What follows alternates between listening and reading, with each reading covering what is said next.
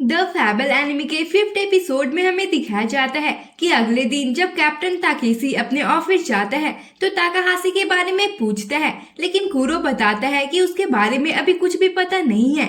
फिर वो कहता है कि बॉस आपसे बात करना चाह रहे थे।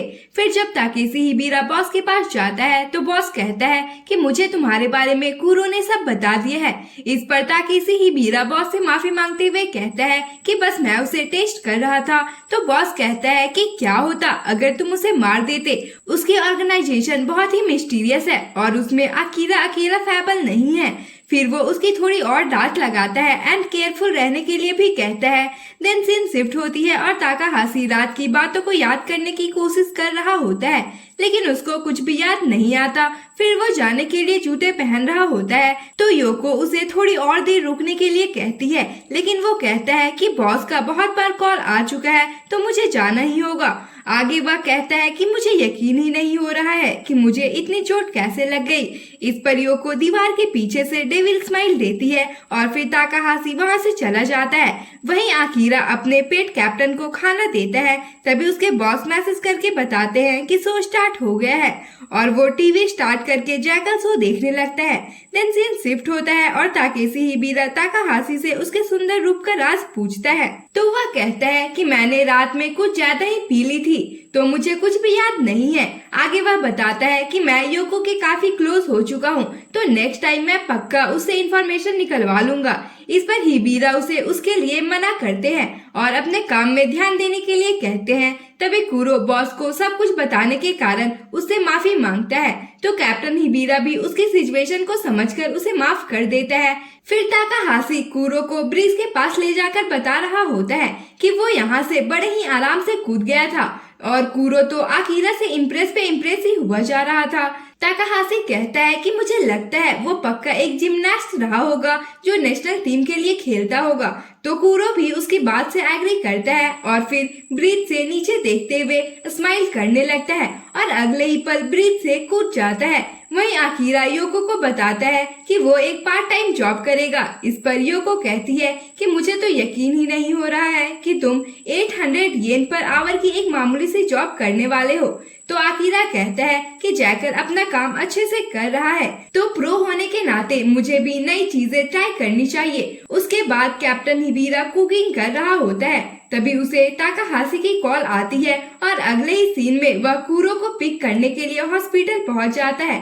फिर गाड़ी में वह कुरो से पूछता है कि क्या तुम्हें उस ब्रिज से कूदने में डर नहीं लगा। फिर वो गाड़ी को एक साइड में लगाकर कुरो से पूछता है कि क्या तुम किसी की कॉपी करने की कोशिश कर रहे थे।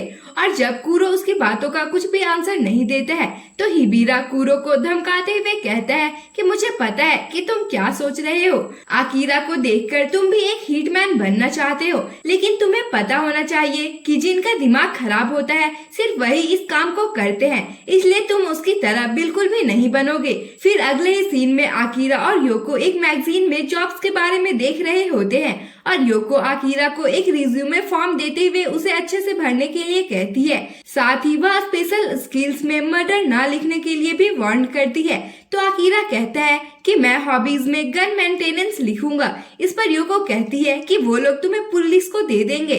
उसके बाद आकीरा अपने रिज्यूमे को फिल कर रहा होता है तो वह एक्सपीरियंस में फेक डिलीवरी जॉब्स मेंशन करता है। फिर बहुत सोचने के बाद हॉबी में जैकल टॉमियोको लिख देता है। फिर वह एक क्लोथ शॉप पर डिलीवरी के जॉब के लिए जाता है जहां उसे शॉप के अंदर ही सामानों को इधर से उधर पहुंचाना था।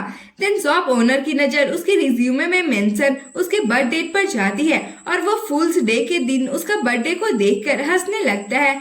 फिर वह पूछता है कि क्या तुम्हें कपड़े पसंद है तो आकीरा ना में जवाब देता है। आगे ओनर उसकी ईमानदारी वाली जवाब से इम्प्रेस होकर कहता है कि यह एक क्लोथ शॉप है तो क्या तुम इनके बारे में लर्न कर सकते हो। इसका भी आंसर आकीरा ना में ही देता है तो ओनर भी उसे अपने शॉप से बाहर का रास्ता दिखा देते हैं। उसके बाद वह एक दूसरे प्लेस पर जॉब के लिए जाता है तो वहाँ का इंटरव्यूअर कहता है कि हमारे पास इनफ ड्राइवर्स हो चुके हैं, लेकिन हमें फैक्ट्री वर्कर्स की जरूरत है। फिर उसकी नजर भी आकीरा के बर्थ डेट पर जाती है और वो हंसने लगता है। और फिर जब वो हॉबीज में जैकल का नाम देखता है तो उसकी हंसी तो रुकने का नाम ही नहीं ले रही थी और वहाँ भी उसे जॉब नहीं मिलती है।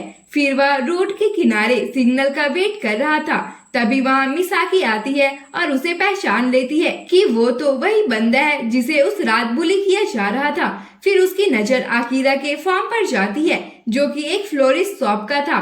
तो मिसाकी उससे पूछती है कि तुम्हें जरूर फ्लावर्स बहुत पसंद होंगे। इस पर आकिरा मना कर देता है और मिसाकी उसका आंसर सुनकर थोड़ा कंफ्यूज हो जाती है।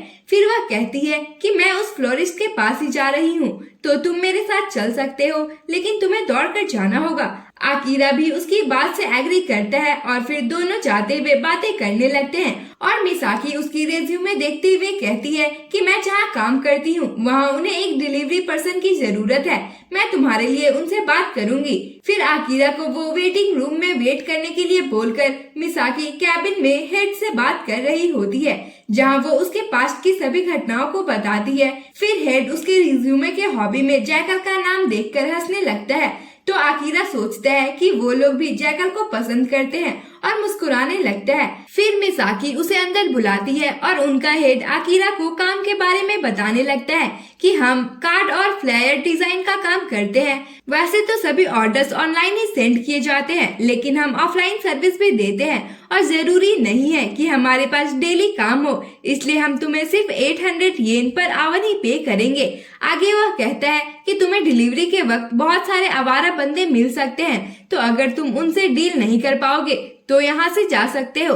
तभी मिसाकी उसके लिए चाय लाती है और आकिरा भी जॉब के लिए हाँ कर देता है, जिसे सुनकर हेड थोड़ा हैरान होते हुए कहता है कि तुम्हें बोनस भी नहीं मिलेगी।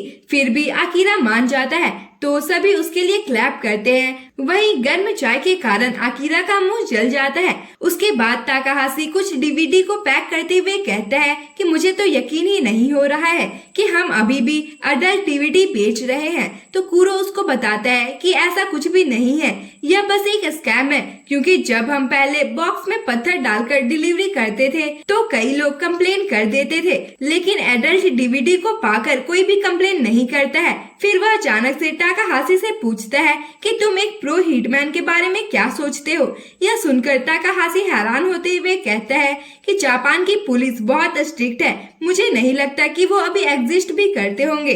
तो कुरो कहता है कि मैं बस ऐसे ही याकुजा नहीं बना, मुझे इस वर्ल्ड में अपनी एक छाप छोड़नी है। यहाँ उसकी बातों से हम समझ पाते हैं कि वो आकिरा से किस तरह से इम्प्रेस है और वह नेक्स्ट हिटमैन भी बनना चाह रहा है। फिर नेक्स्ट सीन में आकिरा हिबिरा को कॉल करके अपने जॉब के बारे में बताता है। तो कैप्टन हिबिरा कहता है कि मेरे पास तुम्हारे लिए उससे अच्छा जॉब है, तुम हमारे साथ 1 साल के लिए काम कर सकते हो और हम उसके लिए तुम्हें अच्छा पे भी करेंगे। लेकिन आकिरा तो उसकी कॉल ही काट देता है। देन नेक्स्ट सीन में योको आकिरा के इतने कम सैलरी वाले जॉब के बारे में सुनकर शॉक्ड रह जाती है। तो आकिरा कहता है कि इस चीज से मैं ऑर्डिनरी लाइफ के और भी करीब आ जाऊंगा। फिर वह उसके पेट का नाम पूछता है तो योको उसका नाम हेई बताती है और फिर पूछती है कि क्या मिसाकी तुम्हें क्यूट लगी। तो आकिरा कहता है किस तरह की क्यूट। तो योको कहती है कि क्या हो अगर तुम उसके प्यार में पड़ जाओ। तो आकिरा कहता है कि तुम्हारा मतलब है वर्क प्लेस रोमांस, मैं उसे जरूर ट्राई करूंगा। फिर नेक्स्ट डे वो काम के लिए बहुत जल्दी पहुंच जाता है और थोड़ी देर वेट करने के बाद सभी अदर मेंबर्स वहां आने लगते हैं। तो आकिरा जैसे ही मिसाकी को देखता है योको की बात को याद करके स्माइल करने लगता है। वहीं कोजीमा भी जेल से बाहर आ जाता है, जिससे हिबिरा कुछ ज्यादा ही खुश दिखाई दे रहा था। और यहीं पर इस एपिसोड की एंडिंग हो जाती है। तो हमारे चैनल को लाइक शेयर एंड सब्सक्राइब कर ले। तो मिलते हैं नेक्स्ट एपिसोड में, तब तक के लिए bye bye, tata and thanks for watching.